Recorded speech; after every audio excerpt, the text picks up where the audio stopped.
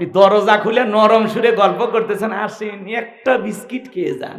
স্বামীর সাথে তো এত ভালো ব্যবহার করিস না। তোরা যে কি আমরা বুঝি না, কথা ঠিক খেয়ে না। আগেকার দাদি নানিরা কত ভদ্র ছিল, পুরুষের কণ্ঠের আওয়াজ পাইলে দাদি নানি ঘরের কোনায় লুকাইতো। আর এখনকার ডিজিটাল মা বোন পুরুষের আওয়াজ যদি পায় আরো কাছে যায়, দরজা খুলে গল্প করে, কার কাছে এসেছেন, কার খোঁজ করতেছেন। বাদশা শোনেন, আগে শোনেন, বাদশা বাদশা তো আমারই স্বামী, আসেন একটু ভিতরে বসেন, একটু চা দেই, একটা বিস্কিট খাইয়ে যান ভাই, খালি মুখে বিদায় নেবেন, আমার তো ঘরে বরকত আসবে না। আছে না? একটা অপরিচিত পুরুষের সাথে এই যে দরজা খুইলা, বাড়ির গেট খুইলা একটা মহিলা গল্প করতেছে, আপনারা বলেন তো জায়েজ না হারাম? আপনি দরজা খুলে নরম সুরে গল্প করতেছেন, আসেন একটা বিস্কিট খেয়ে যান। স্বামীর সাথে তো এত ভালো ব্যবহার করিস না। তোরা যে কি আমরা বুঝি না, কথা ঠিক খেয়ে না। পুরুষ পাইলে গা ঘেঁষে গল্প করবে এখনকার মেয়েরা। কথা বলে ভারতে গেছি, মহিলারা আসছে, কয় হুজুর একটু সেলফি তুলবো।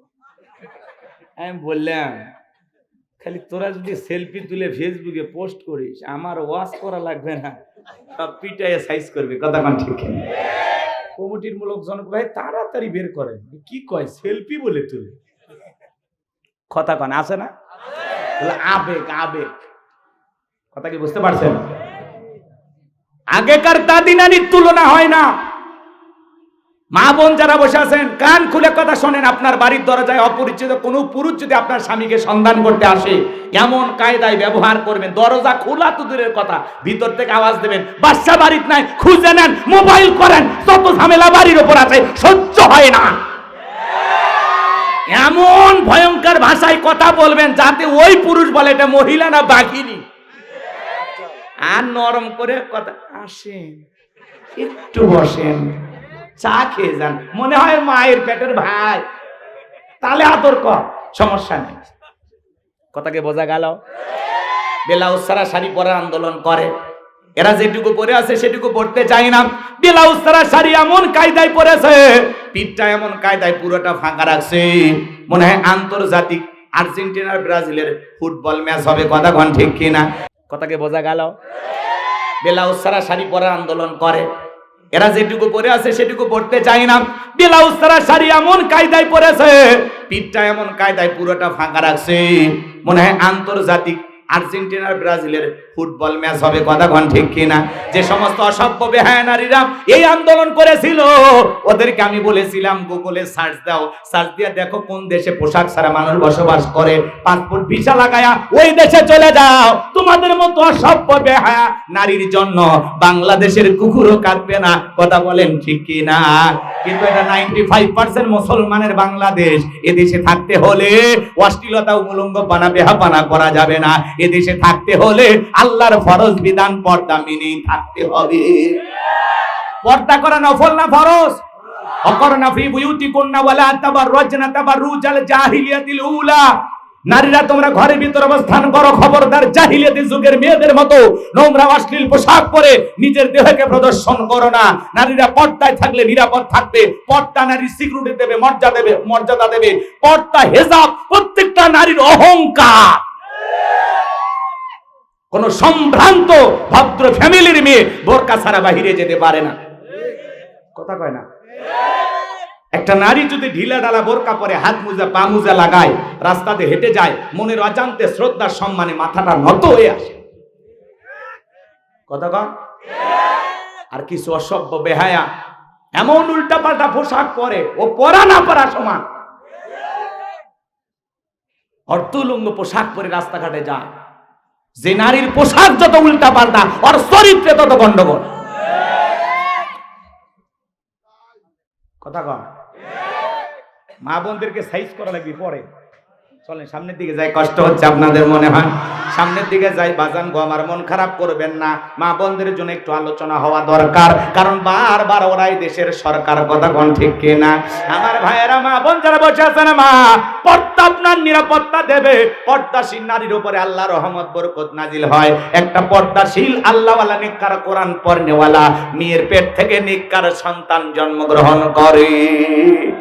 আজকের ঘটনা এ বাংলাদেশে, আজকের ঘটনা রে বাজান গো আমার, বৃদ্ধ বাবাকে সন্তান ফেলায় গেল, বৃদ্ধ বাবাকে সন্তান ফেলায় গেল, বাংলাদেশের ঘটনা। বৃদ্ধ বাবা অঝরে চোখের পানি ছেড়ে দিয়ে কান্না করে। সাংবাদিকেরা জিজ্ঞাসা করে, বাবাজি কে আপনাকে ফেলায় গেল? বলে, আমার ছেলেটা আমাকে ফেলায় গেল। আমাকে যখন বাড়ি থেকে তাড়ায় দেয়, আমি বলেছিলাম, বাবা আমার এক মুঠে না খাবার খাইতে দে, আমার একটু ভাত খাইতে দে। আমার ছেলেটা শেষবারের মতো আমাকে ভাতটাও খাইতে দেয় নাই। আমি একটু পানি চাইছিলাম, আমার পানি পর্যন্ত খাইতে দেয় নাই। আমার ছেলেটা তার প্রিয়তমা স্ত্রীর কথা শুনে, আমার ছেলের বইয়ের কথা শুনে ছেলেটা আমার উপরে নির্যাতন করতে করতে আমি বাবাকে রাস্তায় ফেলায় গেল। আমার এক মুঠো খাবার পর্যন্ত দেয় না। সাংবাদিকদের সামনে কথা বলতে বলতে বৃদ্ধ মানুষটা চোখের পানি ছেড়ে দিয়ে কান্না করতেছে, আর দেখে বলে, ও সাংবাদিক ভাইয়েরা, ও মিডিয়ার ভাইয়েরা, আমার ছেলে আমার উপরে জুলুম করেছে, এর বিচার আমি চাই না। আমার ছেলে আমাকে ফেলায়া দিয়েছে, আমি বাবা মন খারাপ করি নাই। তারপরে আমি আমার ছেলের জন্য দোয়া করি, আল্লাহ আমার সন্তানকে ভালো রাখুক, সুখে রাখুক। বাবা কারে বলে? বাবারা অভিশাপ দেয় না, বরদুয়া দেয় না, কিন্তু যারে দেবে তার কপাল পুড়তে টাইম লাগবে না, কথা বলেন ঠিক কিনা? এই জন্য বিশ্বনবী বলেছেন, হুমা জান্নাতুকা নারুকা, তোমার পিতা মাতাই তোমার বেহেশ, তোমার পিতা মাতাই তোমার দোজখ। যুবক রে, আজকে বৃদ্ধ বাবার চোখের পানি, এই অসহায় বাবাকে যারা রাস্তায় ফেলায় গেছে, এই সন্তান আসলে সন্তান না, এটা সন্তান নামের কুলাঙ্গার। সন্তানকে দিন শিখাইতে পারে নাই, যে সন্তান মাদ্রাসায় পড়েছে। বাংলাদেশে একটা মাদ্রাসা পড়ুয়া সন্তানের এমন চরিত্র বের করে দেখান যে তার বাবাকে ভাত দেয় না, মাকে ভাত দেয় না, বাবা মাকে বৃদ্ধাশ্রমে পাঠাইছে। সন্তান যারা হাফেজ বানাইছে, আলেম বানাইছে, মুফতি মুহাদ্দিস বানাইছে, আলেম বানাইছে।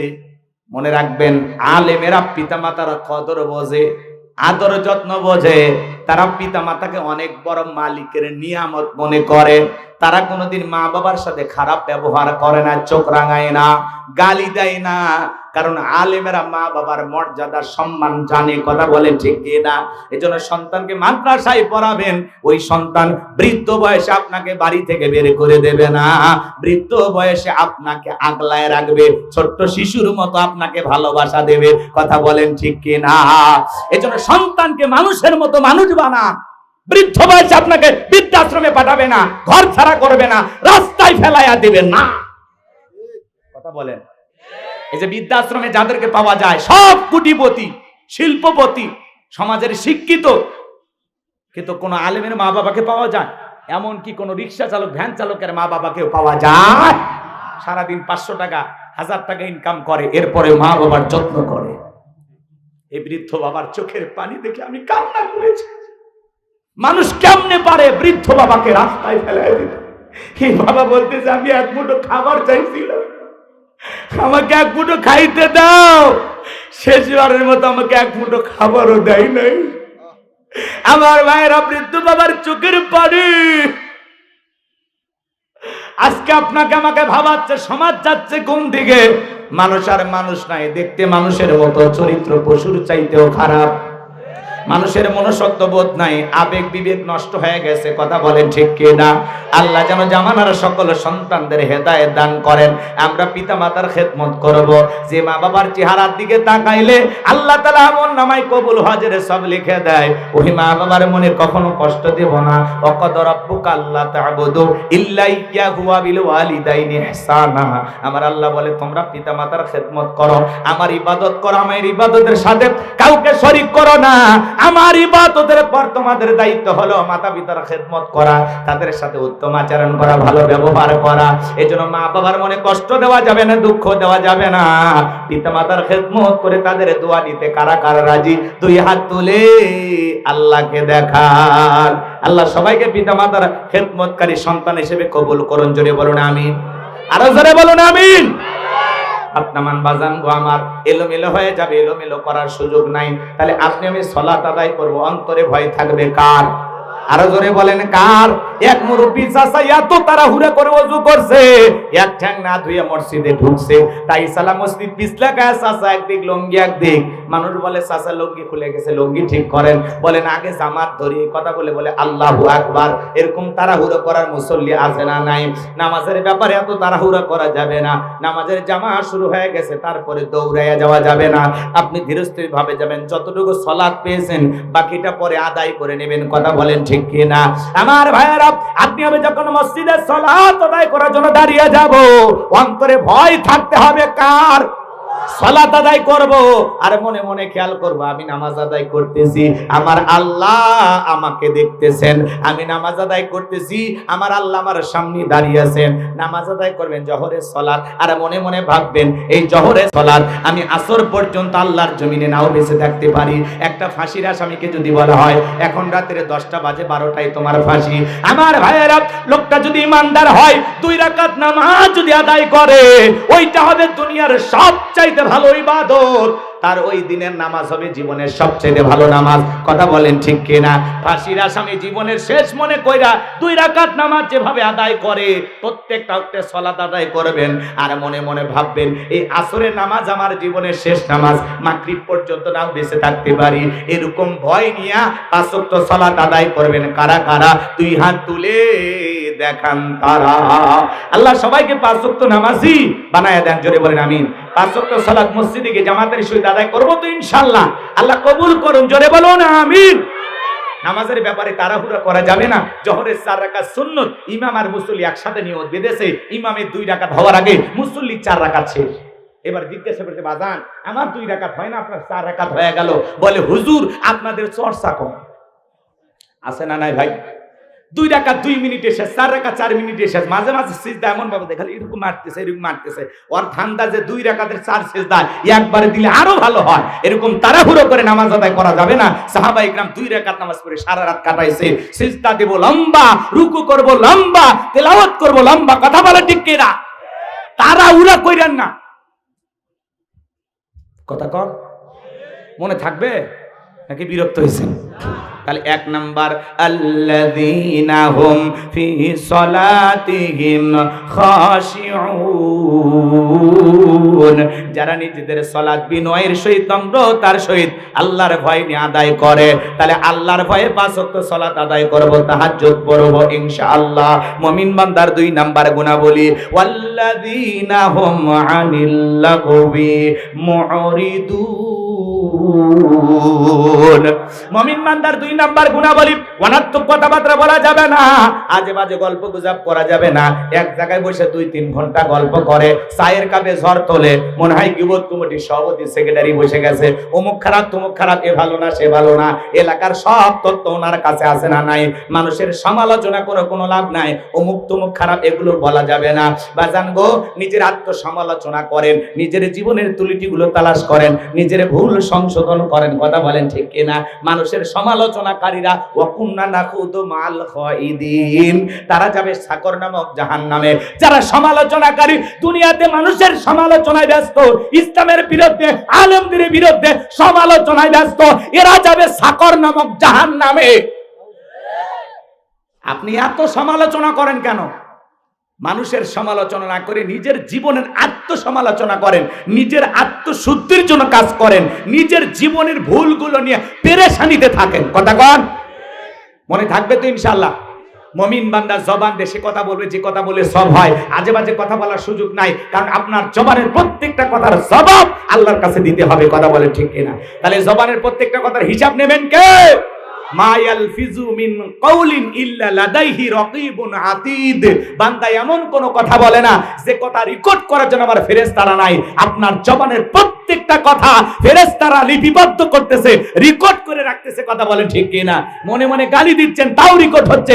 বাইরে যে আলেমদের সমালোচনা করতেছেন, রেকর্ড হচ্ছে। কথা কেন?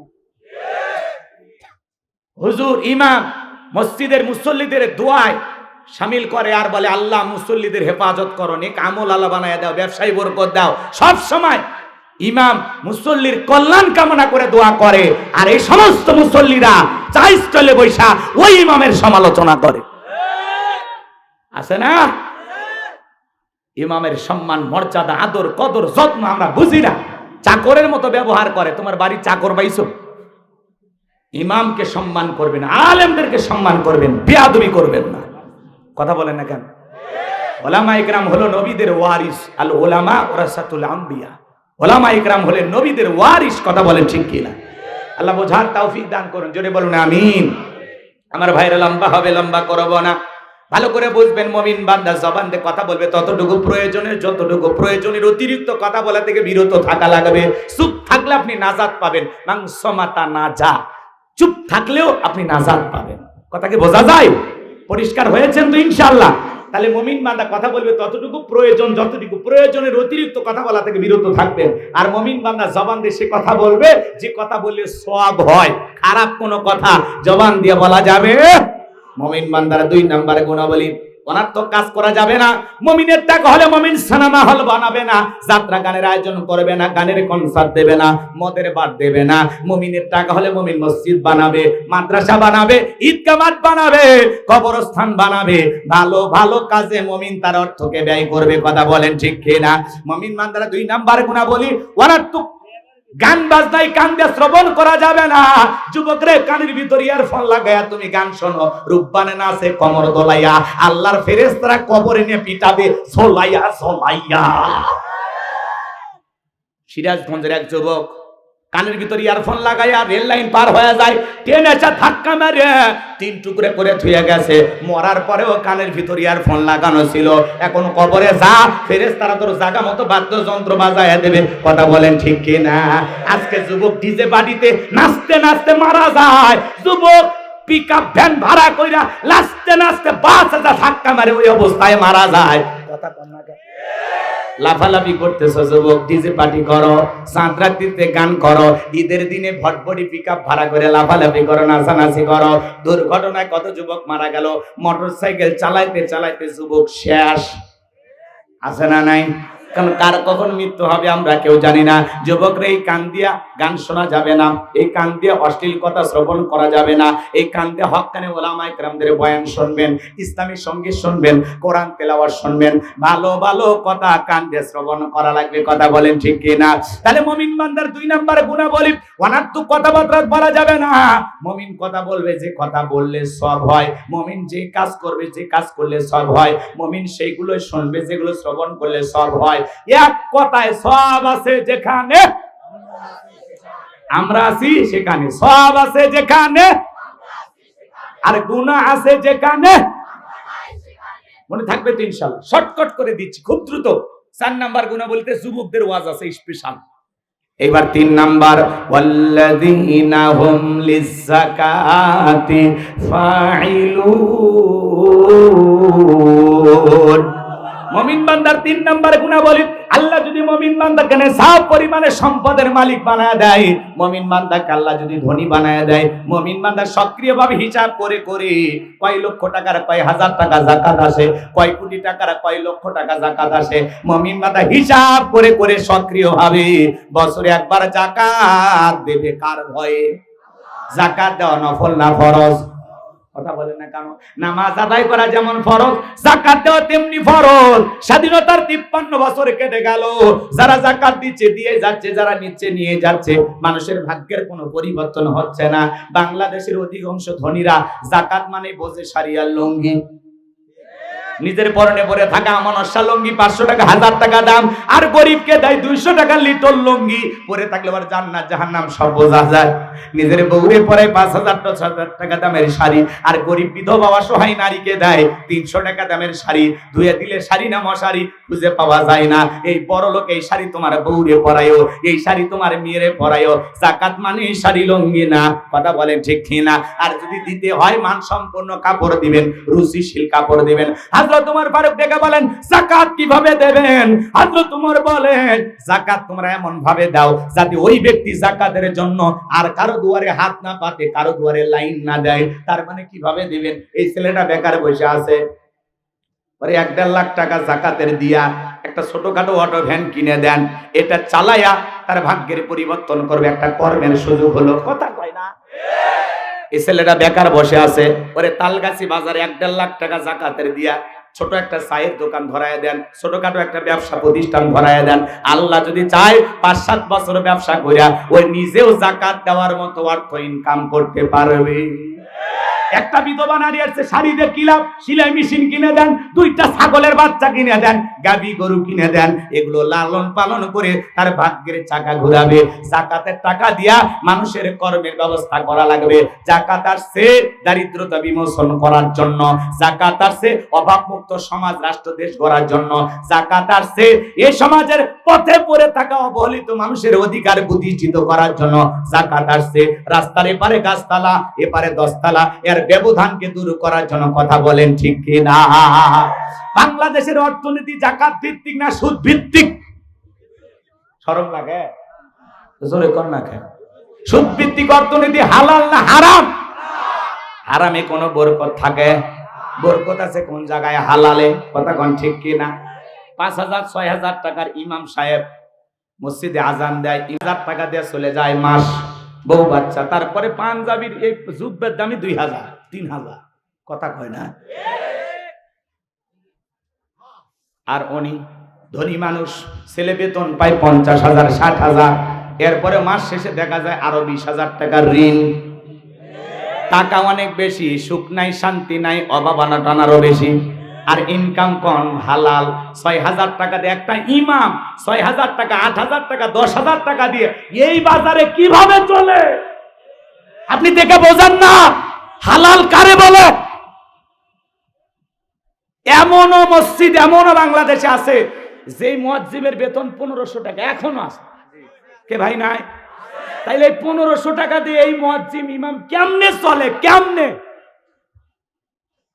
একটা মাদ্রাসার মুয়াজ্জিম কতই বেতন? 10,000, 12,000, সর্বোচ্চ 15,000। চলে কিভাবে? কে চালায়? মানে তারপরে ইমামের মুখে হাসি, ভাই আপনি 3,000-5,000 টাকা বেতন পান কিভাবে? আলহামদুলিল্লাহ। ভাই সাংবাদিকের একজনকে ধরছে, হুজুর আপনি কত পান? 3,000 টাকা পাই। তো চলেন কিভাবে? বলে আলহামদুলিল্লাহ, আল্লাহ এর ভিতরে বরকত দিয়েছে। সুবহানাল্লাহ। ইমামকে জিজ্ঞাসা করা, হুজুর আপনি কম পান কত? ভাই 4,000-5,000 টাকা। আলহামদুলিল্লাহ, অনেক ভালো আছে, অনেক ভালো আছে, আমার কোনো সমস্যা নাই। এই জন্য হালালে বরকত আছে, হারামে কোনো বরকত নাই। কুকুরের বাচ্চা হয় কটা? 8টা-10টা করে বাচ্চা হয়। যদি জীবিত থাকতো এলাকায় হাঁটা যাইতো। আর গাভী বাছুর দেয় কয়টা বছরে? একটা। এত খাওয়া খায়, ঈদুল ফিতরে কি কম জবাই হয়? লক্ষ লক্ষ জবাই হয়। আর ঈদুল আজহায় তো তার ডাবলেরও বেশি। কথা কন ঠিক কিনা? এই যে এত গরু যে জবাই করি প্রত্যেক দিন, বাংলাদেশে লক্ষ লক্ষ গরু জবাই হয়। এরপরে কি কোনোবার মিডিয়াতে সংবাদ প্রচার হয়েছে যে এইবার গরু না পাওয়ার কারণে কুরবানি দিতে পারলাম না? এমন নিউজ কি প্রচার হয়েছে? এই গ্রামে যদি খোঁজ খবর নেওয়া হয়, কমপক্ষে হলেও 150-200 গাভী পাওয়া যাবে না? গরু পাওয়া যাবে কিনা? বেশি। আচ্ছা ভাই বলতেছে আরো বেশি, তার মানে 300-400 থাকতে পারে। কথা কোন ঠিক কিনা? কিন্তু কুত্তা গোটা বিশেষ পাওয়া যাবে, কুকুর। তার মানে এরা জন্মের হাওয়া হয়, জন্মের মরা মরে। কথা কোন ঠিক কিনা? এই জন্য ভাইয়ের আমার হালালে বরকত আছে, সংখ্যা যতই কম। এই জন্য সুদ ভিত্তিক অর্থনীতি দিয়া কোশ্চিন কালেও বাংলাদেশকে দারিদ্র মুক্ত করা যাবে না। বাংলাদেশকে দারিদ্র মুক্ত করতে হলে যাকাত ভিত্তিক অর্থনীতি চালু করতে হবে। আরে যাকাত ভিত্তিক অর্থনীতি চালু করে শোনেন, এদেশের অনেক মন্ত্রণালয় আছে, একটা যাকাত মন্ত্রণালয় চালু করা লাগবে। আর এদেশের বিজ্ঞ ইসলামিক স্কলার, দ্বীনের দায়ী আলেমদের কাঁধে এই যাকাত মন্ত্রণালয়ের দায়িত্ব ভার দেওয়া লাগবে। তারা কি করবে? এদেশের সমস্ত ধনীদের তালিকা করবে। তালিকা করে, এদেশের অধিকাংশ ধনী যাকাত দিতে চায় না। যাকাত হলো একটা অর্থনৈতিক ইবাদত। যে যাকাত দিতে পারতেছেন সে নিজেকে ভাগ্যবান মনে করেন যে আল্লাহ তাআলা যাকাত দেওয়ার মতো ইবাদতে আমাকেও শামিল করেছেন, আলহামদুলিল্লাহ আমি একজন যাকাত দাতা। এটা ভেবে আপনি কি করবেন? শুকরিয়া আদায় করবেন যে আমার মতো নগণ্য হতভাগা গোলামকে আল্লাহ যে যাকাত দেওয়ার সুযোগ করে দিয়েছেন, আলহামদুলিল্লাহ। কথা কয় না? বোঝেন কথা? বোঝেন? শোনেন শোনেন, ইনি ধনী মানুষ, যাকাতের চেয়ে 1 কোটি টাকা কোনো মতে 5-10 লাখ টাকা যাকাত দিয়া নিজের 90 লাখ টাকা যাকাত নিজেই মাইরে খায়। ইনি ধনী, যাকাত আসছে 10 লাখ টাকা, কোনো মতে 2-3 লাখ টাকা দিয়া নিজের 6 লাখ টাকা যাকাত নিজেই মারিয়ে খায়। কারণ এদেশের অধিকাংশ ধনী হিসাব করে যাকাত দেয়, ফাঁকি মারে, খালি ফাঁকি মারে। কথা কয় না ভাই? আপনারা এদিক ওদিক টাকা বলতেছে, আপনার মন খারাপ দান করিয়েন, এলে উদাহরণ উদাহরণ। কথা কি বুঝতে পারছেন? তাহলে কি করবে আলেমেরা? কি করবে? ধনীদের তালিকা করবে। ইনি ধনী মানুষ, স্যার বলেন তো আপনার ব্যাংকে কত, বালিশের নিচে কত, খাটের নিচে কত, গোপন সিন্ধুকে কত, আপনার বিবির অ্যাকাউন্টে কত, ছেলের অ্যাকাউন্টে কত, মেয়ের অ্যাকাউন্টে কত। আপনার যাকাত আসছে 2,75,72,500 টাকা। দেন, ধনী যাকাত দেবে না, যাকাত আদায় করা লাগবে। বোঝেন নাই? কথা বোঝেন নাই? শোনেন শোনেন শোনেন, একটু বলে দিয়ে যায়, শোনেন আমার ভাইরা, ধনী যাকাত দিতে চায় না, যাকাত আদায় করা লাগবে। আলেমেরা শোনেন, আলেমেরা যদি এইভাবে 10 বছর যাকাত কালেকশন করে, আদায় করে, আর গরিবদের তালিকা করে সঠিক পদ্ধতিতে যাকাতের টাকাগুলো বন্টন করে দিতে পারে, 10 বছর পরে বাংলাদেশে যাকাত নেওয়ার জন্য একজন গরিব খুঁজে পাওয়া যাবে না। বলেন আল্লাহু আকবার। কিন্তু ওই চালচোর ডালচোর বিকাশের টাকা ওদেরকে দেওয়া যাবে না। মাননীয় প্রধানমন্ত্রী করোনা মহামারীর সময় 50 লক্ষ মানুষকে 2500 করে টাকা বিকাশে পাঠাইলো। নেতা কি করেছিল?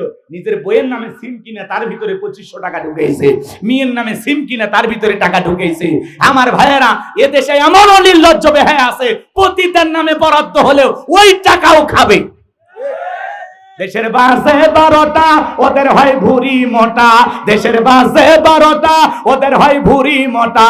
এ দেশের ওরাই নেতা, এ দেশের ওরাই হোতা, সত্য কথা নাই বলিবার।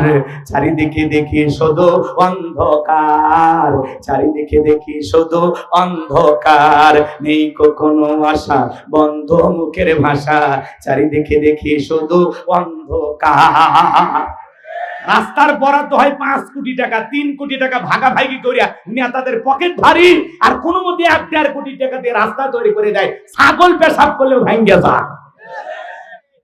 ওদের হাতে যাকাতের এই বিপুল পরিমাণে অর্থ দিলে সব টাকা বিদেশে পাচার করবে। বিদায় আলেমদেরকে দেওয়া লাগবে, কারণ যাকাতের 8টা খাত আছে। কোন খাতের আওতায় কোন ব্যক্তি পড়বে এটা আলেমেরা ভালো বুঝবে, জাহেলেরা বুঝবে না। বোঝা গেল? শোনেন শোনেন, আল্লাহ নবী মুসা আলাইহিস সালাম কারুনকে যা বলে, কারুন তোরে যাকাত দিতে হবে। 2 মিনিট একটা ঘটনা বলি, শোনেন। ধনী যাকাত দিতে চায় না, কি করা লাগে? আদায় করা লাগে। শোনেন, কারুন ডেকে বলে, মুসা আমি যাকাত দিতে পারবো না।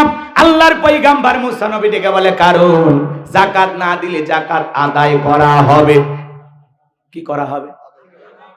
মুসা নবী রাগ কম না বেশি? যে নবী রেগে গেলে মাথা টুপি ভেদ করে চুলগুলো খাড়া হয়ে যায়। পয়গম্বরের মুখে রাগের ছাপ দেখে কারণ ডেকে বলে, মুসা রাগ করার দরকার নাই, কত টাকা যাকাত দিতে হবে? আল্লাহর পয়গম্বর ডেকে বলে, যাকাত দিতে হবে শতকরা 2.5%। বলে ঠিক আছে, আমি রাজি। আল্লাহর নবী মুসা আলাইহিস সালামকে ডেকে বলে, আমাকে কিছুদিন সময় দেন, আমি হিসাব নিকাশ করে আপনাকে জানাবো। আল্লাহ নবী মুসা আলাইহিস সালাম চলে গেলেন। এইবার কারণ হিসাব নিকাশ শুরু করে দিল। এই কারণকে আল্লাহ পাক এত সম্পদ দিয়েছিল, 70টা উট লাগতো চাবি বহন করতে। চাবি যদি এত হয় তালা কত, আর তালা যদি এত হয় সিন্ধুকে মাল কত, ছোট মাথায় ধরবে না। এইবার কারণ হিসাব নিকাশ করে দেখে সারা দিন সারা রাত কয়েক হাজার কর্মচারী দিয়ে যদি জাকাতের টাকা বিলানো হয়, এরপরে টাকা দিয়ে শেষ হবে না। এমনি তো কৃপণ, পায়ে স্যান্ডেল দেয় না ক্ষয় যাবে বলে, গায়ে জামা পরে না ছিঁড়ে যাবে বলে, সেই কৃপণ কি এত টাকা জাকাত দিতে পারে? কারণ এইবার কি করলো, এলাকা একটা 2 নাম্বার মহিলা ছিল, নাম হলো সবদা। এই সবদা নামের পতিতার কাছে যে বলে, সবদা রে, আমার একটা কাজ করে দিতে হবে, বিনিময়ে 2 বস্তা তোরে টাকা দেব, অ্যাডভান্স হিসেবে 1 বস্তা টাকা আজকে দিয়ে দিলাম, আর আগামীকালকে সাক্ষী দেওয়ার পরে আর 1 বস্তা টাকা দেব। আল্লাহ নবী মুসা আলাইহিস সালাম যেই মজলিসে দাঁড়ায়া মানুষকে আল্লাহর পথে দাওয়াত দিবে, তাওহীদের কথা বলবে, ওই ভরা মজলিসে দাঁড়ায়া একবার শুধু বলবি, মুসা নবী দিনের বেলা ওয়াজ করে আর রাতের বেলা আমি সবদার সাথে রাত কাটাই, বাস এতটুকু কথা বললে যথেষ্ট, বাকি যা করার আমি করব। সবদা 2 নাম্বার মহিলা রাজি হয়ে গেল। পরের দিন সকালবেলা আল্লাহর পয়গম্বর মুসা আলাইহিস সালাম হাজার হাজার জনতার সামনে ওয়াজ করতেছেন, উপদেশ দিতেছেন, সুন্দর করে তাওহীদের কথা বুঝাইতেছেন। সবদা নামের পতিতা মুসা আলাইহিস সালামের আলোচনা শোনার পরে সবদার পাষাণ হৃদয় গইলা চোখ দিয়ে পানি ঝরতেছে। কারণ ইশারাতে বলে তাড়াতাড়ি দাঁড়া, বলে আর একটু শুনে, বলে না শুনতে দেওয়া যাবে না। আজকে মুসা যে কায়দে ওয়াজ করতেছে, মানুষ সব কালেমা পড়ে মুসলমান হয়ে যাবে। 2 জন লোককে পাঠিয়ে দিল, তাড়াতাড়ি সবটাকে দাঁড় করে দাও। ওরা এসে বলে, না 1 বস্তা টাকা রাত্রিতে দিয়েছে, আর 1 বস্তা টাকা রেডি আছে, সাক্ষীটা দিয়ে টাকার বস্তাটা নিয়ে বাড়িতে চলে যা।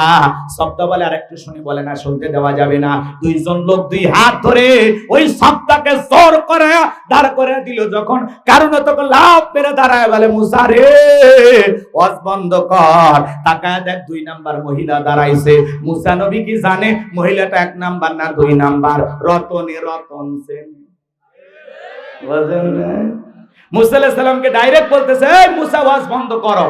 আজও দেখবেন আলেম ওলামা যখন সুদের কথা বলে, ঘুষের কথা বলে, জিহাদের কথা বলে, আল্লাহর জমিনে আল্লাহর দ্বীনকে প্রতিষ্ঠিত করার কথা বলে, হক কথা বলে, এক শ্রেণীর ডাইরেক্ট লোক আছে, এক শ্রেণীর লোক ডাইরেক্ট পাঠাতে বলে, হুজুর আপনার ওয়াজ বন্ধ করেন, আপনার ওয়াজ লাইন ছাড়া, হুজুরের ওয়াজ লাইন ছাড়া না, তুই একটা তার কথা কয় না। আলেম ওলামা হক কথা বলে। আজকে সুদের কথা মসজিদে দাঁড়ায় বলা যায় না। সুদখোর বলে, হুজুর এই সমস্ত কথা আবার আলোচনা কেন করতে হবে? আপনি তো জানেন আমি এই ব্যবসার সাথে জড়িত। কথা কয় না। আজকে সুদের কথা, ঘুষের কথা এগুলো বলা যায় না। সারা জীবন কাম বদকাম করছে, শেষ বয়সে এসে মসজিদের ছাদ ঢালাই হচ্ছে, বলে ভাই আমি তো আসলে গ্রামে ছিলাম না, চাকরির কারণে বাইরে ছিলাম, তো ছাদ ঢালাই যেহেতু হবে 10 লাখ আমি দেব। মানুষ কয়, এই সভাপতি 10 লাখ দিচ্ছে, এই সভাপতি। সারা জীবন যে কলমের খোঁচা দিয়ে দুর্নীতি করছে, ওইটা পাবলিক ভুলে যায়। কথা কন না কে?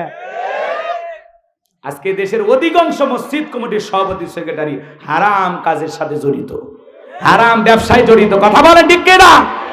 খালি টাকা দেখেন না, রিক্সা চালক 10 টাকা দিচ্ছে, এটা ভালো।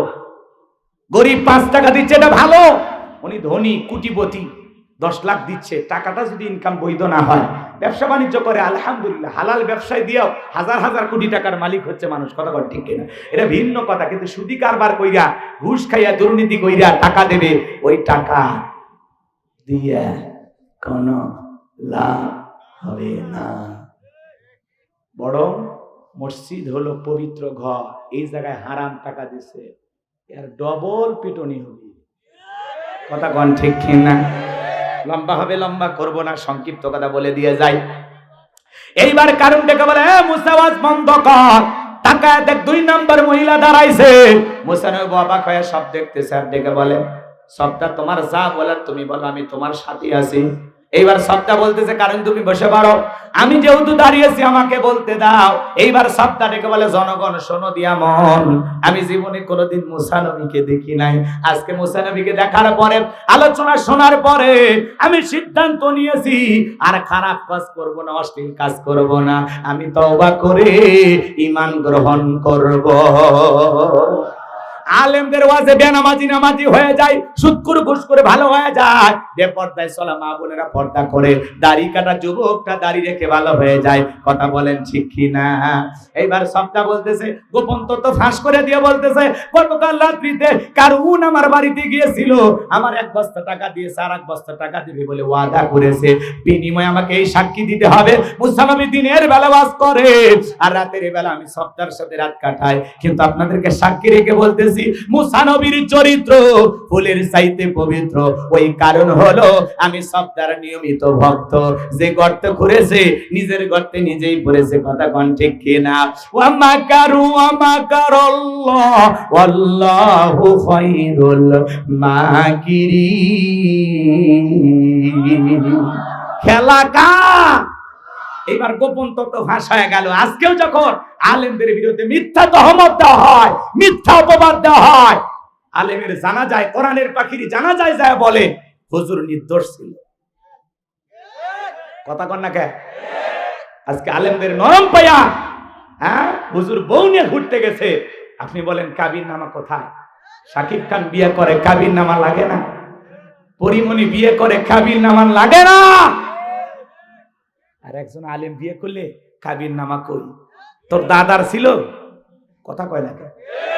আজকে সমাজে হাজারো অপরাধী, ধর্ষক, খুনি, ডাকাত, টেন্ডারবাজ, এরা সমাজে বুক ফুলিয়ে ঘুরতেছে। 7 মার্ডারের আসামি এরা ঘুরতেছে, অস্ত্র শস্ত্র নিয়ে ঘুরতেছে। আর একটা নিরপরাধ আলেম খালি হুজুরক নিয়ে গেছে। কোনো ইয়াবা ছিল না, কোনো গাঁজা ছিল না, কোনো মদ ছিল না। আর মদের ফ্যাক্টরি সহ পরিমণি আফা গ্রেফতার। হাতে মেহেদি দিতে দিতে আহা জামিনে মুক্তি পায়। আমরা বুঝি না এরা খুশি করতে পারে, হুজুরেরা তো খুশি করতে পারবে না। সে লাইন ঘাটি তো নাই। রাগ করতেছেন নাকি আপনারা?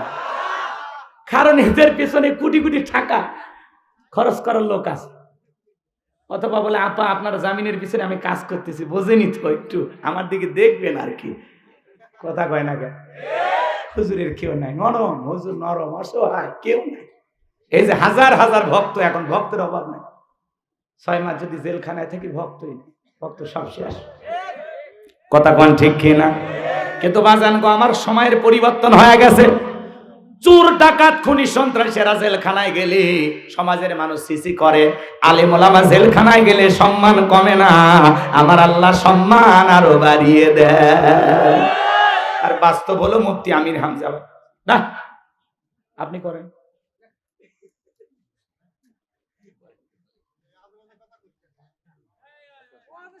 না না, আপনারা এরকম কেন ভয় পাচ্ছেন?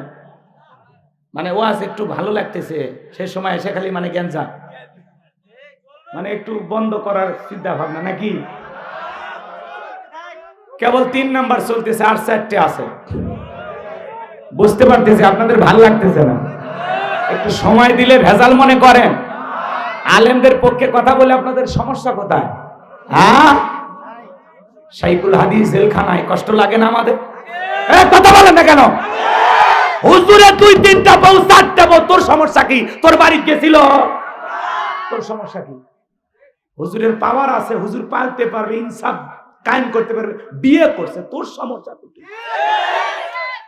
হুজুর বলতেছে আমার বউ, তোর বিশ্বাস হয় না? পার্কে জোড়ায় জোড়ায় কবুতরের মতো ঘরে বাকবাকুম করে, কয়টা ছেলে মেয়েকে তুমি কাবির নামা দেখছো? হাজার হাজার হোটেলেও অবৈধ কাজ চলতেছে, দেখছেন আপনারা? কাবির নামা দেখছেন? হুজুর বউ নিয়ে গেছে, হুজুরে বউ বলতেছে উনি আমার স্বামী, হুজুর বলতেছে এটা আমার বউ, তা বিশ্বাস হয় না। কথা বলেন? কোন আলেম ধর্ষণকারী হতে পারে না। কথা বলে ঠিক কিনা? হুজুরদের বউ বেশি, বাচ্চা বেশি, হুজুরেরা ধর্ষক নয়। মনে রাখবেন, মনে থাকবে তো ইনশাআল্লাহ। আলেমদের বিরুদ্ধে নানান সমালোচনা, অমুক হুজুর 2টা বিয়ে করছে, তোর কি সমস্যা? কথা কয় না কেন? বিয়ে করছে। এই দেশের হাজারো ধনী আছে, টাকা আছে, থাইল্যান্ডে যায়, 7 স্টার 5 স্টার হোটেলে যায়, নাইট ক্লাবে যায়, পতিতালয়ে যায়, হাজারো ওয়াকাম বদকাম করে, এদেরকে নিয়ে সমালোচনা নাই। কথা কোন ঠিক কিনা? কিন্তু হুজুরের বউ বেশি হলে সমালোচনা আছে না নাই? কোনো লাভ হবে না। এদেশের এদিক খেয়াল করেন, এই পৃথিবীর জমিনে যত নবী রাসূল আসছে, অধিকাংশ নবী রাসূলদের একাধিক স্ত্রী ছিল। কথা কয় না? মনে থাকবে তো ইনশাআল্লাহ। কষ্ট পাইছেন? বিরক্ত হইছেন? আল্লাহ কবুল করেন, জোরে বলেন আমিন। আলেমরা হলো সমাজের সভ্য মানুষ, ভদ্র মানুষ। আজকে নোয়াখালীতে পুলিশে মারামারি, কথা হয় না কেন? এই মিডিয়াতে নিউজ দেখছো না? পুলিশে পুলিশে মারামারি, রাস্তার ভিতরে জাম বেজে গেছে। একজন লোক, প্রশাসনের লোক গাড়ি থেকে নেমেছে, যায় দেখে একটা মানুষ মোটর সাইকেল দিয়ে ভুল পথে আসছেন, রং সাইডে এসেছে। এবার তাকে বলতেছে, ভাই হেলমেট নাই, আপনি রং সাইডে কেন আসছেন? এটা তো আপনার যাওয়ার রাস্তা না, আপনার রাস্তা ওইটা, আপনার কারণে এই জামটা বেজে গেছে, আপনি কেন ঝামেলা করতেছেন? তখন বলে, এই চেন, আমি পুলিশ, আমি প্রশাসনের লোক। তখন বলতেছে, এই বেটা, তুই প্রশাসনের লোক, আমিও তো পুলিশ। দুই পুলিশ গল্প করতেছে, মাঝখানে সাথে আসা একটা লোক এই পুলিশের বড় ভাইক মারছে ঘুষি। এই যে মারামারি শুরু হয়ে গেল, পুলিশে পুলিশে রাস্তার মধ্যে মারামারি, জনগণ তো কিছুই বোঝে না। ওই জায়গায় আবার আর এক পুলিশ হাজির। ওরা বলতেছে, ভাই আপনি কয় আমি পুলিশ, আপনি কয় আমি পুলিশ। এই মিয়া, আমরা তোমাদেরকে ধরতে আসছি, আমরাও তো পুলিশ। তাহলে দেশে যদি পুলিশে পুলিশে মারামারি করে, সাধারণ জনগণের অবস্থা কি হতে পারে? যারা সমাজের নিরাপত্তা দেবে, শৃঙ্খলা বজায় রাখবে, যারা এই সমাজের দায়িত্ব পালন করবে, তারাই যদি উগ্র মেজাজি হয়, তারা যদি ঠুনকো কথায় মারামারি করে, সমাজের মানুষ যাবে কোথায়? কথা বলেন না কেন? এই জন্য ভাই, সব জায়গায় পোশাকের গরম দেখাইলে কিন্তু অবস্থা ভালো হয় না।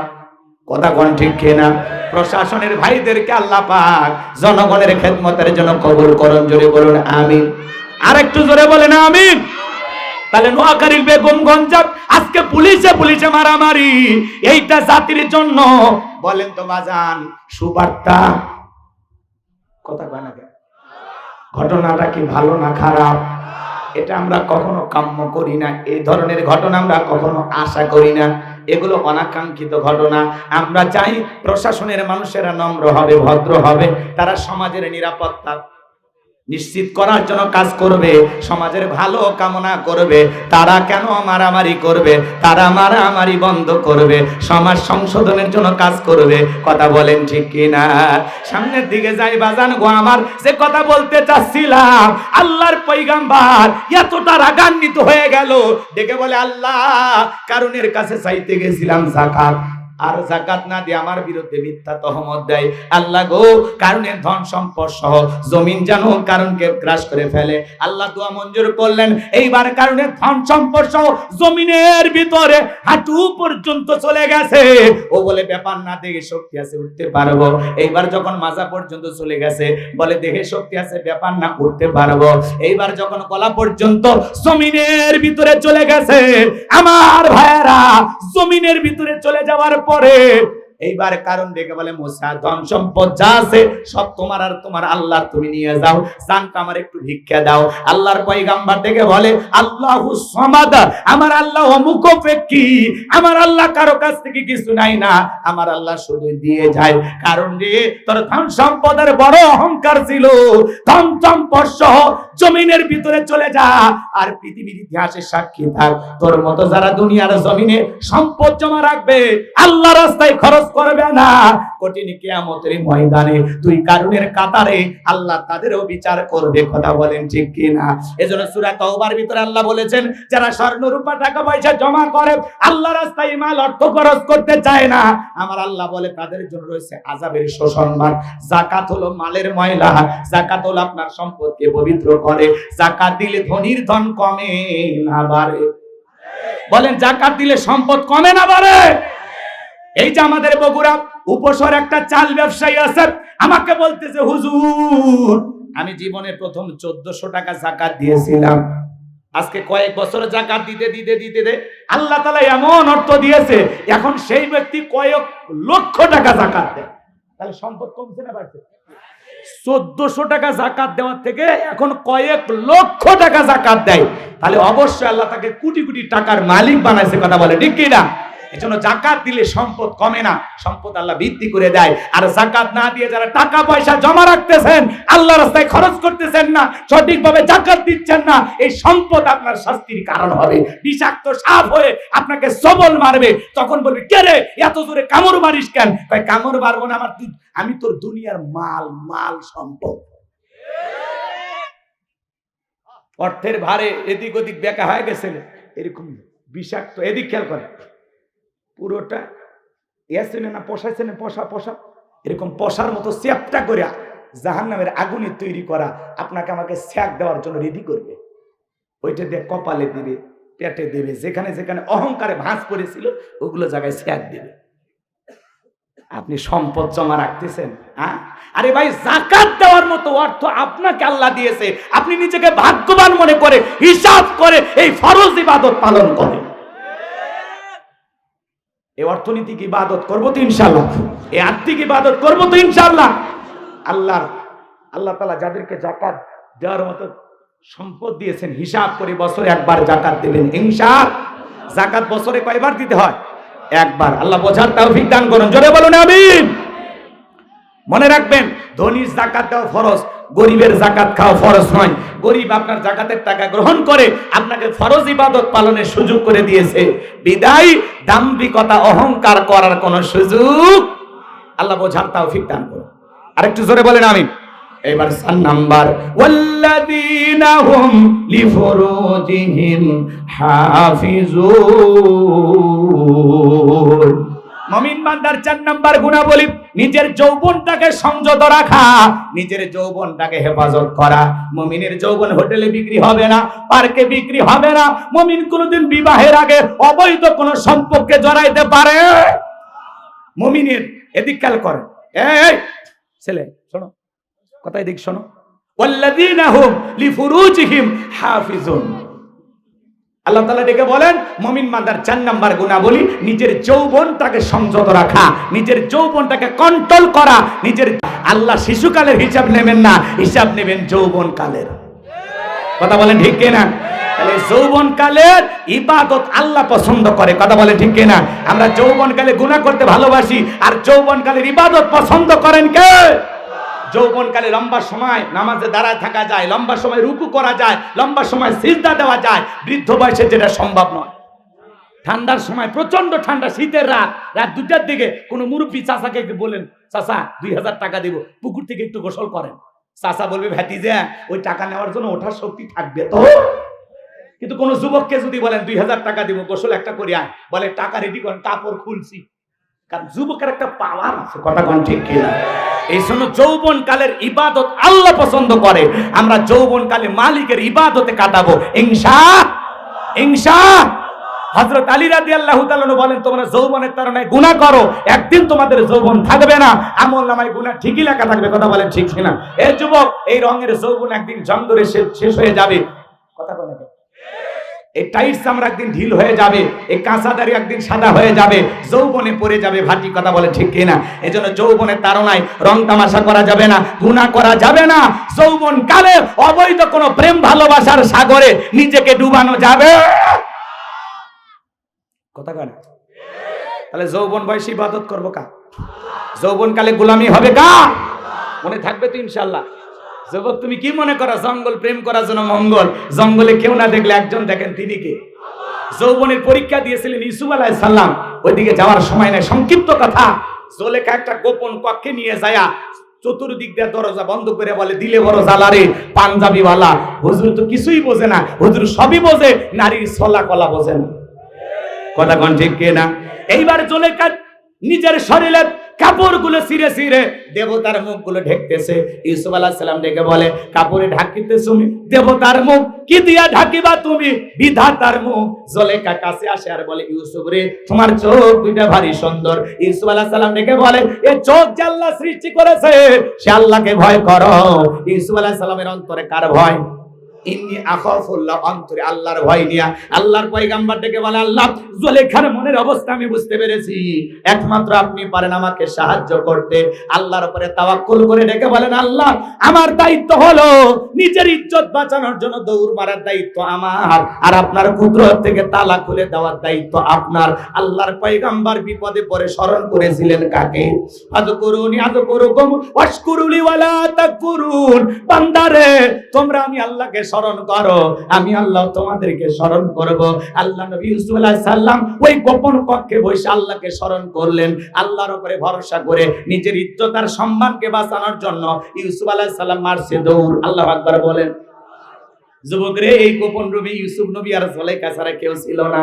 এখনকার যুবকদের গোপন রুম লাগে না, পার্কের চিবাগুলি পাইলে আর পীড়িতের 12 মাস এমন ভালোবাসা পালন করে, কয়েকদিন পরে মহিলা কথা কোন ঠিক কিনা? আমার ভাইয়েরা, ইউসুফ আলাইহিস সালাম আল্লাহর উপরে তাওয়াক্কুল করে মারলেন দৌড় মারতে মারতে আল্লাহর কুদরত থেকে প্রত্যেকটা দরজার তালা খুলে গেল।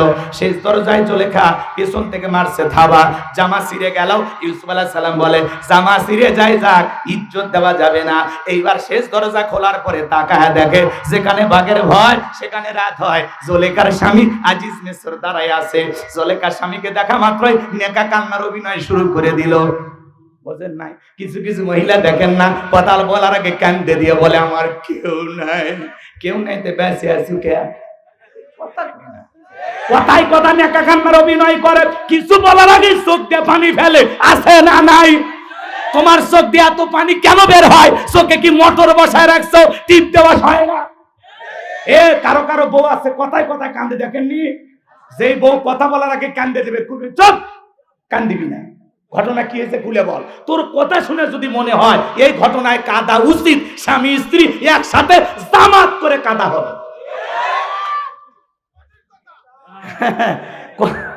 কথা বলার আগে কান্দে না, এরকম মহিলা আছে না? নাই? যে মহিলা নেকা কান্নার অভিনয় জানে, নাকের পানি চোখের পানি এক খান্দি করে, ও বুঝবেন ওর ভিতর ভেজাল আছে। কথা কন?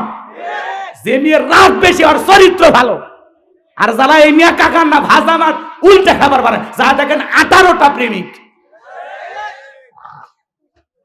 কষ্ট হচ্ছে আমার ভাইয়েরা। জুলেখা নেকা কান্নার অভিনয় করে কাঁদতে কাঁদতে ডেকে বলে, স্বামী ইউসুফকে ছেলের মতো দেখতাম, আজকে সুযোগ পাইয়া আমার ইজ্জতের দিকে হাত বাড়াইছে, আর একটু দেরি হয়ে গেলে আমার সর্বনাশ হয়ে যাইতো। আর মনে মনে ভাবতেছে, মরার স্বামী আসার সময় পাইলি না। মিথ্যা ধর্ষণের আসামি বানাইয়া মিথ্যা তহমত দিয়া 1 নয় 2 নয় 9.5 বছরে জেল খাটাইছিল। কথা বলেন ঠিক কিনা? এই জন্য যুবক রে, নারীদের ষড়যন্ত্র বড় মারাত্মক। পুলিশে ধরলে বাঁচবি, র্যাবে ধরলে বাঁচবি, কিন্তু কোন নারীর ছলনার ফাঁদে, প্রেমের জালে, মায়ার জালে, মিষ্টি কথার জালে একবার যদি ফাঁসা যাও, ফান্দে পড়িয়া বোগা কান্দে রে, সারা জীবন কেঁদেও ওই কান্নাগিনীর বিষাক্ত সবল থেকে বাঁচতে পারবি না। ওরা ছেলেদের ভালোবাসে না, ওরা ছেলেদের মন নিয়ে ব্যবসা বাণিজ্য করে। আকাশের রং ধনু রং যেরকম মুহূর্তের মধ্যে পরিবর্তন হয়, মহিলার মনের অবস্থাও যারে দেখে তারে ভালো লাগে, আসলে ভালো কারে বাসে ওই মহিলা নিজেও জানে না। এজন্য বিয়ের আগে কোন অবৈধ প্রেম ভালোবাসা করা যাবে না। যুবক, তোমরা পরিবর্তন হবে তো ইনশাআল্লাহ। তুমি যার লাগিয়া এমবি ভরো, তার তো বাটন ফোন। বলবো তুমি যার লাগিয়া এমবি ভরো, তার তো বাটন ফোন। কেমন করে বুঝবে রে সে, কেমন করে বুঝবে রে সে, ডিজিটাল তোর মন। তুমি যার লাগিয়া এমবি ভরো, তার তো বাটন ফোন। মেসেজ দিলে সেন্ড করে না, দেয় না তো রিপ্লাই। ভিডিও কলে বলবা কথা, ক্যামেরা তার নাই রে, ক্যামেরা তার নাই। ডিজিটাল এই যুগ জামানাই, ডিজিটাল এই যুগ জামানাই, অ্যানালগ তার মন। তুমি যার লাগিয়া এমবি ভরো, তার তো বাটন ফোন। প্রেম প্রীতি ভালোবাসা বিয়ের আগে নয়, মনের মধ্যে রাখো তুমি পরকালের ভয় রে, আল্লাহ তাআলার ভয়। গানের মধ্যে শিক্ষা আছে না নাই? প্রেম প্রীতি ভালোবাসা বিয়ের আগে নয়, মনের মধ্যে রাখো তুমি পরকালের ভয় রে, আল্লাহ তাআলার ভয়। তবে তুমি মুক্তি পাবা, তবে তুমি মুক্তি পাবা দোজখের আগুন। তুমি যার লাগিয়া এমবি ভরো, তার তো বাটন ফোন। কেমন করে বুঝবে রে সে, কেমন করে বুঝবে রে সে, ডিজিটাল তোর মন। তুমি যার লাগিয়া এমবি ভরো, তার তো বাটন ফোন। এ যুবক, কথা ঠিক আছে না নাই? গানের মধ্যে শিক্ষা আছে না নাই? মনে রাখবা, পিতা মাতা পছন্দ করে বিয়ে দিবে যেখানে বরকত আছে, মুরব্বীদের দোয়া আছে যেখানে বরকত আছে। একা একা মাতবাড়ি করে বিয়ে করো না। 20 বছর বয়স হয়নি, বাড়িতে এসে বলে আব্বা উত্তর পাড়া লাকিকে আমি কথা দিয়েছি, রাজি থাকলে 1 সাপুন, না হলে 2 সাপুন। পিতামাতা রাজি হয় না, অবাধ্য হয়ে পিতামাতার অবাধ্য হয়ে পালিয়ে যায়, বিয়ে করে। 3 মাস পরে আর স্বামী স্ত্রী ভালোবাসা নাই, দাউকুলের সম্পর্ক, একে অপরকে সহ্যই করতে পারে না। তখন খালি ঝগড়া লাগে আর বলে পিতামাতার অমতে বিয়ে করে কি যে ভুল করেছি। আবার ফেসবুকে পোস্ট করে ভালোবেসে কেউ সুখী হয় না, আমি তার জ্বলন্ত উদাহরণ। আছে না নাই? ও আজ কিছুক্ষণ চলবে না তো? কারা কারা হাত তোলেন তো দেখি, লিল্লাহি তাকবীর। এই যে কর্তৃপক্ষের ভাইয়ারা, ওনারা আর একটু আশা করছে, আরো নাকি দেওয়ার লোক আসে। মাগরিব থেকে হুজুর কালেকশন করতেছে, আমি একবার করেই দিয়েছি, আবার বলতেছে হুজুর করেন। এটা ঠিক না, কারণ বক্তা আর একটা তুলে দেন, সেও কালেকশন করুক। আমি শেষ, আমি তো একবার করছি। এই একই শ্রোতা, একই বক্তা 2 বার চাইলে কি হয়? এটা দেখতে একটু বেমানানো হয়, বোঝেন না? মনে করতেছেন হুজুর আপনাকে হাত দিয়ে দিয়ে আনছি, তো কি হয়েছে? বোঝেন না? অনেকে ভাবে আপনি তো ঠিকই নিয়েছেন। আরে ভাই, একবার একটা বক্তা দিয়ে একবার তুলবেন, আমি যদি আবার টাকা চাই, লোকজন ওইভাবে দিবে তাই? আর আপনাদের এলাকায় যে পরিমাণে দান করে, এটি চাওয়া মানে বোকামি। মানে এই মানুষগুলি এমনি দেয়, খুবই সহজ সরল, কথা কয় না। এই যে কত মানুষ এসে দেখলাম না, লিখে লিখে দিয়ে গেল, কি ভালো মানুষ, তাই না? আমার খুব ভালো লাগে, আরো দিন। চাচারও হাউস আছে। ঠিক আছে, এখন টাকা দেন, কে কে দিবেন দেন, দেখি বাকি ওয়াজ হইলে হবে, না হলে দোয়া করে দেব। আসেন, কে আসেন, চাইতেছি তো। হ্যাঁ, না হলে আব্দুর রহমান ভাই আপনি ধরেন। আসেন ভাই, দেন দেন, কে বসে আছেন? 500,000 টাকা নগদে বাকিতে লিখে দেন। কবরস্থান তো জীবনের শেষ ঠিকানা, একটু দেন। আজকে মরলে কালকে 2 দিন, শোনেনি? কথা কয় না, চলে যাওয়া লাগবে ভাই, কেউ থাকবো না আমরা। আসেন, দেন বাবাজি, দেন, পকেটে হাত দেন। কে লেখা দেবেন বলেন? 5,000, 10,000, 1 লাখ, 2 লাখ আছেন? তাড়াতাড়ি দেন, সময় কম। আমি 12:30টার কথা বলেছিলাম, 1:10 বেজে গেছে, 40 মিনিট পার হয়ে গেছে। আপনারা ভালো শ্রোতা না, আর একটু চাওয়া লাগে। কত? আরো 10 গাড়ি, 5 গাড়ি না দেওয়ার মতো কেউ আছে বাবা? আছে আছে? না না, ওয়াজ করবো কেন, আরেকটু বলি। আমি তো বুঝলেন ভাই, নাই কেউ নাই।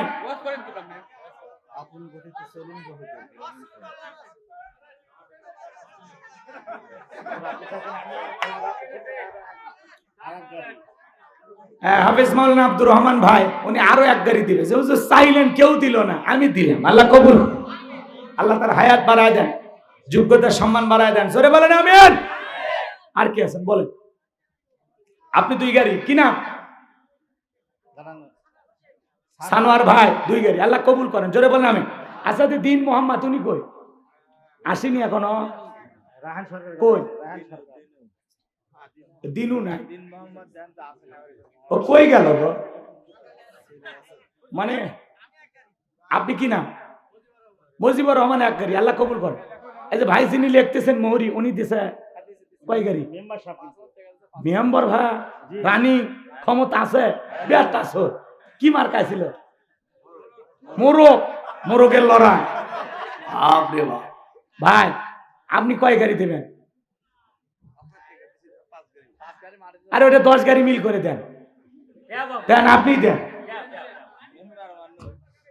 মেম্বারই তো ইচ্ছে করলে বরাদ্দ এনে দিবের ভাই, ভিতর চেয়ারম্যানের সাথে একটু ঘষাঘষি করিয়া লাইন ঘাট করিয়া হয়ে যাবে। যাক, দোয়া করে দেব।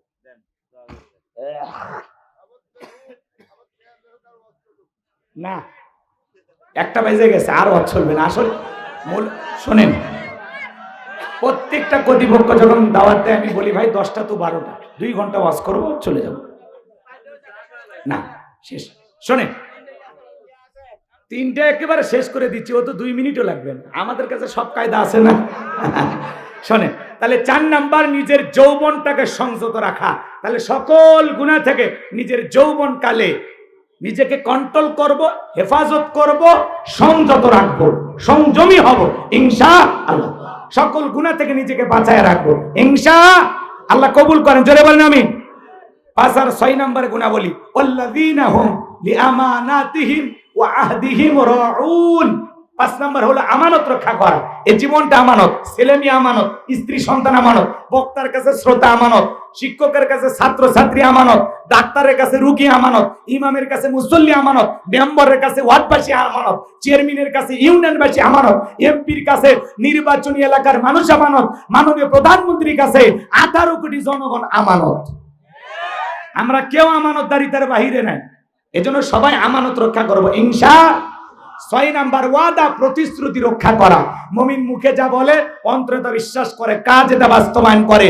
মুমিন কোনদিন প্রতিশ্রুতি ভঙ্গকারী হতে পারে? মুমিন মুখে যা বলে কাজে তা বাস্তবায়ন করবে। মুমিন এদিক খেয়াল করেন, মুখে অন্তরে কথাই কাজে সব জায়গায় ঠিক, তাহলেই মুমিন সঠিক। জবানের কথার দাম থাকতে হবে, কোনদিন প্রতিশ্রুতি ভঙ্গ করবেন না ইনশাআল্লাহ। এরপর আল্লাহ রাব্বুল আলামিন বলেন, ওয়াল্লাযীনা হুম আলা সালাওয়াতিহিম ইউহাফিজুন। 7 নাম্বার হলো নিজেদের সালাতের প্রতি যত্নবান হওয়া। যে ব্যক্তি আসর পরে মাগরিব পর্যন্ত মসজিদে মনটা টাঙানো থাকে, মাগরিব পরে এশা পর্যন্ত টাঙানো থাকে, শুধু একা সালাত আদায় করবেন না, বিবিকেও নামাজি বানাবেন, ছেলে মেয়েদেরকেও নামাজি বানাবেন, পার্বতী ইনশাআল্লাহ। পৃথিবীর সফল বাবা তারা, যে বাবা তার ছেলের হাত ধরে মসজিদে নিয়ে যায়, কথা বলে ঠিক কিনা? ছোট ছোট বাচ্চাদেরকে মসজিদমুখী বানাবেন। আজকের শিশু আগামীর বাংলাদেশ, আপনাদের ভবিষ্যৎ প্রজন্ম, এদেরকে নামাজি বানাইতে হলে ছোটবেলা থেকে মসজিদে নিয়ে যাবেন, পারবেন তো ইনশাআল্লাহ। 7টা গুণাবলী। 1 নম্বর আল্লাহ সালাত দিয়ে শুরু করলেন, 7 নম্বর সালাত দিয়ে শেষ করলেন। তাহলে সালাতের গুরুত্ব কম না বেশি? এই 7টা গুণাবলী যদি আমল করতে পারি, উলাইকা হুমুল ওয়ারিসুন আল্লাযীনা ইয়ারিসুনাল ফিরদাউস হুম ফিহা খালিদুন। আল্লাহ বলেন তারা উত্তরাধিকারী হবেন জান্নাতুল ফিরদাউসের, সেখানে তারা চিরকাল বসবাস করবেন। আল্লাহ কোনদিন জান্নাত থেকে বের করে দেবেন না। চিৎকার মেরে বলুন সুবহানাল্লাহ। আল্লাহ বক্তা শ্রোতা সবাইকে আমল করার তৌফিক দান করুন, জোরে বলুন আমিন। ওয়া আখিরি দাওয়ানা আলহামদুলিল্লাহি রাব্বিল আলামিন। সকলে আমার সাথে দরুদ ইব্রাহিম পড়ুন। আল্লাহুম্মা সাল্লি আলা মুহাম্মাদ ওয়া আলা মুহাম্মাদ কামা সাল্লাইতা আলা ইব্রাহিম وعلى آل إبراهيم إنك حميد مجيد اللهم بارك على محمد وعلى آل محمد كما باركت على إبراهيم وعلى آل إبراهيم إنك حميد مجيد। ভাই দোয়া করে দিলেন সভাপতি ভাই, এটা যুব সমাজ কি করতে আপনারা? জি জি, اللهم آمين। ربنا ظلمنا أنفسنا وإن لم تغفر لنا وترحمنا لنكونن من الخاسرين। মাকুর কোলা কবরস্থানের উন্নতি গল্পে আজকের তাফসীরুল কোরআন মাহফিলের সভাপতি জনাব আলহাজ মোহাম্মদ কেরামত আলীকে কবুল করো। সহ সভাপতি হিসেবে যাদের নাম আছে আল্লাহ তোমার গোলামদের তুমি কবুল করো। প্রধান অতিথি জনাব সয়ন ইসলাম মাননীয় এমপি মহোদয়কে কবুল করো। উপপ্রধান অতিথি জনাব মোহাম্মদ সাইফুল ইসলাম সম্মানিত চেয়ারম্যান মহোদয়কে আল্লাহ কবুল করো। বিশেষ অতিথি হিসাবে যাদের নাম আছে আল্লাহ কবুল করে নাও। রব্বুল আলামিন আমার পূর্বে আলোচনাকে ধন্য করেছেন হযরত মাওলানা মোহাম্মদ সাইফুল ইসলাম আশরাফির কর্তকে দিনের জন্য কবুল করো। হযরত মাওলানা সাইদুর রহমান সিরাজি আল্লাহ তোমার গোলামের কণ্ঠ তুমি দিনের জন্য কবুল করে নাও। রব্বুল আলামিন আমার প্রিয় ভাই যার মাদ্রাসায় মেহমানদারির ব্যবস্থা করা হয়েছিল, আল্লাহ তাআলা মাওলানা মোহাম্মদ তোমার গোলাম আব্দুর রহমান ভাই, আল্লাহ তোমার এই গোলামকে তুমি কবুল করে নাও। আল্লাহ তাআলা মাওলানা আব্দুর রহমান সাহেবকে কবুল করো, তার এই দিনী প্রতিষ্ঠানগুলোকে আল্লাহ কবুল করে নাও। আল্লাহ তোমার গোলামের ইজ্জত সম্মান তুমি আরো বাড়ায় দাও। আল্লাহ তাআলা আজকের মাহফিলে নগদে বাকিতে যত মানুষ টাকা পয়সা দান করেছে আল্লাহ সকলের দানগুলো কবুল আর মঞ্জুর করে নাও। এ দানের উসিলা করে কোটি কোটি টাকার মালিক বানায় দাও, দুনিয়া আখিরাতে ইজ্জত সম্মান বাড়ায় দাও। আল্লাহ এই দানের উসিলা করে কঠিন কিয়ামতের ময়দানে তোমার আরশের নিচে ছায়া দান করিও। আমার মা বোনেরা যুবকের অনেকে দান করেছেন আল্লাহ। পাশে বসে আছেন সভাপতি মহোদয়, 250 গাড়ি মাটি। আর একজন ভাই জনাব শাহাদত হোসেন 200 গাড়ি। এভাবে কেউ 50 গাড়ি, কেউ 10 গাড়ি, কেউ 20 গাড়ি, যে যেভাবে দিয়েছে নগদ অর্থ টাকা পয়সা আল্লাহ সকলের দানগুলো কবুল করে নাও। আল্লাহ যে যে আশায় দান করেছে আশাগুলো পূরণ করে দাও। আল্লাহ কার কি মনের বাসনা পূরণ করে দাও। জীবনের শেষ ঠিকানা কবরস্থান, মৃত্যু হলে সবাইকে যেতে হবে। ওই কবর বড় কঠিন জায়গা। আমার নবী বলেন যে কবরে চলে গেল তার চাইতে অসহায় আর কেউ নাই। ওই কবরে আমাদেরকে যেতে হবে। আল্লাহ কবরে যাওয়ার আগে নেক আমল করা তৌফিক দাও। সূরা আল মুমিনুন থেকে যে আলোচনা হয়েছে বক্তা শ্রোতা সবাইকে আমল করা তৌফিক দাও। আমরা যারা হাত তুলে ধরেছি অনেকের মা নাই বাবা নাই, এতিম বানায় কবরে চলে গেছে। আল্লাহ সেই মা বাবার কবরের সবটুকু পৌঁছায় দাও, কবরগুলো জান্নাতের বাগান বানায় দাও। রব্বির হামহুমা কামা রব্বায়ানি সগীরা ওয়া কুর রব্বির হামহুমা কামা রব্বায়ানি সগীরা। আল্লাহ কত মানুষ হাত তুলেছে পাশে কবরস্থান, আত্মীয় স্বজন পাড়া প্রতিবন্ধু বান্ধব অনেকেরই আত্মীয় স্বজন কবরে শায়িত। আল্লাহ আল্লাহ তাদের কবরগুলো জান্নাতের বাগান বানায় দাও। এই গ্রামে রাস্তার পারে বাসের ধারে পুকুর পারে যত কবরস্থান আছে আল্লাহ সমস্ত কবরবাসীর কবরে আযাবগুলো মাফ করে দাও, কবরগুলো জান্নাতের বাগান বানায় দাও। পিতা মাতা যাদের বেঁচে আছে আল্লাহ খেদমত করে তাদের মুখে হাসি ফোটায়, তাদের দোয়া নিয়ে জান্নাতি মানুষ হবার তৌফিক দাও। আল্লাহ আজকের দোয়াকে কবুল করো, ফিরাইয়া দিও না। দূর দূরান্ত কষ্ট করে যারা কোরআন শোনার জন্য ছুটে এসেছেন সবাইকে নিরাপদে বাড়ি পর্যন্ত পৌঁছার তৌফিক দান করুন, সবাইকে আপনার রহমতের চাদরে আবৃত করুন। আল্লাহ সিরাজগঞ্জের মানুষ অনেক ভালো, তারা বড় বিনয়ী। কতবার টাকা চাইল বক্তারা, কেউ রাগ করে নাই, মন খারাপ করে নাই, বারবার চেয়েছি, বারবার দিয়েছি। আল্লাহ সারাটা জীবন এভাবে দ্বীনের জন্য ইসলামের জন্য ভালো কাজের জন্য দান করা তৌফিক দেন, দানের হাতকে আরো প্রসারিত করে দেন। আল্লাহ এলাকাবাসীর উপর খাস রহমত বরকত নাজিল করো। যে যুব সমাজ কষ্ট করে আজকের মাহফিলের আয়োজন করেছেন প্রত্যেকটা যুবকের ঈমান খালিদ বিন ওলীদের মতো বানায় দেন, আমির হামজার মতো বানায় দেন, যুবকদেরকে নামাজি বানায় দেন। আল্লাহ এই কবরস্থানের কমিটির ভাইদেরকে আল্লাহ কবুল করে। আগামী বছর বড় কোনো আলেম নিয়ে এসে এ মাঠে করেন তাফসীর মাহফিলের আয়োজন করার তৌফিক দেন। আল্লাহ ফিলিস্তিনি মুসলমানদেরকে আপনি বিজয় দেন, আল্লাহ ফিলিস্তিনি মুসলমানদেরকে আপনি বিজয় দেন। আর কত রক্ত ঝরবে, আর কত মুসলমানেরা মার খাবে, একটু দয়া করো আল্লাহ। মাতা নাসরুল্লাহ, তোমার সাহায্য পাঠায় দাও আল্লাহ, আমরা তোমার সাহায্যের কাঙ্গাল। আল্লাহ ফিলিস্তিনি মুসলমানদেরকে তুমি বিজয় দাও, तमाम পৃথিবীর নির্যাতিত অসহায় মাজলুম মুসলমানদেরকে হেফাজত করো, বাংলাদেশের মসজিদ মাদ্রাসাগুলো কবুল করো, হক্কানি উলামা ইকরামদের কবুল করো, মাজলুম অবস্থায় যত আলেম কারাবন্দি মুক্তির ফয়সালা করে দাও। আল্লাহ এই দেশকে ইসলামের জন্য কবুল করো, আল্লাহ এই দেশকে ইসলামের জন্য কবুল কর। কোরআনের সমাজ ব্যবস্থা কায়েম হয়েছে, ইসলামী রাষ্ট্র কায়েম হয়েছে, এমন দৃশ্য সচকে একবার দেখার তৌফিক দিয়ে দাও। এদেশের কল্যাণে, এদেশের উন্নয়নে যারা কাজ করতে চায় তাদেরকে আমাদের অভিভাবক হিসেবে কবুল করুন। আল্লাহ এই দেশের অভিভাবক যারা আছে তাদেরকে কোরআন সুন্নাহর হেদায়েতের আলো দিয়া অন্তরগুলো আলোকিত করে দেন। হিংসা বিদ্বেষ বলে এদেশকে আল্লাহ তাআলা এদেশে আমাদের সবাইকে মিলেমিশে বসবাস করা তৌফিক দেন। দেশি বিদেশি সকল ষড়যন্ত্রের হাত থেকে আমাদের এই প্রিয় মাতৃভূমি বাংলাদেশকে আল্লাহ হেফাজত করেন। এদেশের স্বাধীনতার সার্বভৌমত্বকে আল্লাহ আপনি রক্ষা করুন। আল্লাহ এদেশের প্রশাসনের ভাইদেরকে ইসলামী বন্ধু বানায় দেন, স্থানীয় নেতৃবৃন্দ মেম্বার ভাই সহ যারা যেভাবে কষ্ট করে আয়োজন করেছেন, সহযোগিতা করেছেন, আল্লাহ কবুল করে নেন, আল্লাহ কবুল করে নেন। সুবহান রাব্বিকা রাব্বিল ইজ্জাতি আম্মা ইয়াসিফুন ওয়া সালামুন আলাল মুরসালিন আলহামদুলিল্লাহি রাব্বিল আলামিন। আমার সাদিক ভাই হারুন ভাইকে আল্লাহ কবুল করেন, আমার আব্দুর রহিম ভাই অসুস্থ, সেফায়ে কামিল আজেলা দান করেন। আমি গুনাহগার, প্রচন্ড ব্যথা আমার কোমরে, অনেক কষ্ট করে কথাগুলো বললাম। আল্লাহ আমি অসুস্থ যদি প্রথমেই বলতাম তোমার গোলামেরা মন খারাপ করতো। আল্লাহ তাআলা তোমার গোলামদের কাছে দোয়া চাই, এ তাহাজ্জুদের সময় দোয়া করি আল্লাহ পরিপূর্ণ সুস্থতা দান করো, বাকি কোরআনের মাহফিলগুলো সঠিকভাবে করার তৌফিক দিয়ে দাও। তুমি ডাক্তারের ডাক্তার, আল্লাহ তাআলা ঔষধ লাগবে না, কিচ্ছু লাগবে না, তোমার দয়ায় আমি 1 সেকেন্ডে ভালো হয়ে যেতে পারি, এই বিশ্বাস আমার আছে। আল্লাহ তোমার কাছে করুণা চাই, ওয়া আনতা আরহামুর রাহিমিন, আপনি দয়ালুর মধ্যে সর্বশ্রেষ্ঠ দয়ালু। আল্লাহ তোমার দয়ার খানগাল আমি, আল্লাহ তোমার গোলামকে তুমি সুস্থ করে দাও। আল্লাহ এখানে কত দাড়ি পাকা মুরব্বীরা, আলেম ওলামারা, যুবকেরা, পর্দানিশী মা বোনের হাত তুলেছে, মাদ্রাসা পড়ুয়া মাসুম বাচ্চারা হাত তুলেছে, মাদ্রাসার ওস্তাদ ছাত্র শিক্ষকের হাত তুলেছে, ইমাম মুয়াজ্জিন ভাইয়ের হাত তুলেছে। যার হাত তোমার পছন্দ হয় সে হাতের বদলতে আজকের দোয়াকে কবুল আর মঞ্জুর করো। আল্লাহ এই কবরস্থানকে তুমি কবুল করো। আল্লাহ যারা জায়গা জমি টাকা পয়সা যেভাবে সহযোগিতা করতেছে আল্লাহ এটা অব্যাহত রাখার তৌফিক দান করুন। আল্লাহ তোমার গোলামদেরকে বেশি বেশি করে ভালো কাজের আঞ্জাম দেওয়ার তৌফিক দিয়ে দাও। আল্লাহ আমি তোমার গোলাম, তোমার কাছে সুস্থতা চাইলাম, দয়া করে সুস্থতার নিয়ামত দিয়া ধন্য করে দাও। আল্লাহ তাআলা আজকে মুনাজাতকে কবুল করো, এই দেশকে আল্লাহ কবুল করো। জীবন একটাবার খানায় কাবায় যাওয়ার সুযোগ করে দিও, রসুলের রওজা পাকে দাঁড়িয়ে সালাম দেওয়ার সুযোগ করে দিও।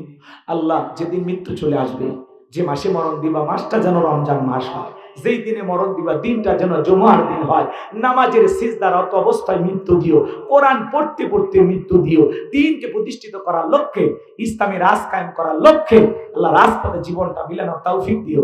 যখন মৃত্যু আসবে জবানে জারি করে দিও লা ইলাহা ইল্লাল্লাহু মুহাম্মাদুর রাসূলুল্লাহ সাল্লাল্লাহু আলাইহি ওয়াসাল্লাম।